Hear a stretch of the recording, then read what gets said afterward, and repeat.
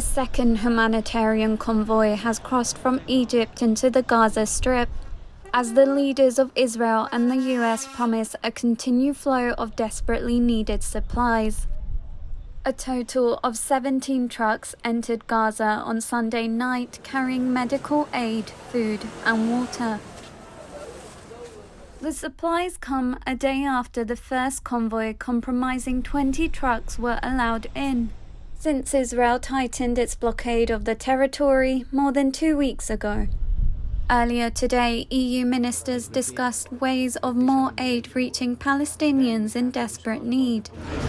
The first day, 20 trucks were allowed to come in. 20. Yesterday, were about 20 more. But in normal times, without war, 100 trucks enter into Gaza every day. So it's clear that 20 is not enough.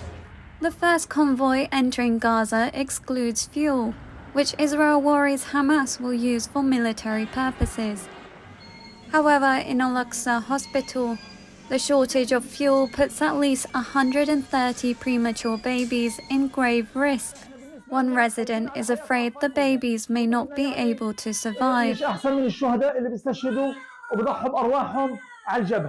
فإحنا بنقول لكل العالم إنه هذه الأطفال إيش مصيرها بالأطفال في وقت إحنا بنعيشه الدمار، يعني دمار شامل. بقول لك المنطقة الجنوبية آمنة، فيش منطقة آمنة بقطاع غزة، لا يوجد أمان بقطاع غزة بالنسبة للاحتلال.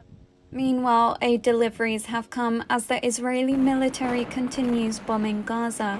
Israel's overnight air raids have killed at least 55 people and destroyed 30 homes in Gaza, according to local authorities. The Israeli Defense Forces said it had attacked over 320 targets in Gaza in the last 24 hours.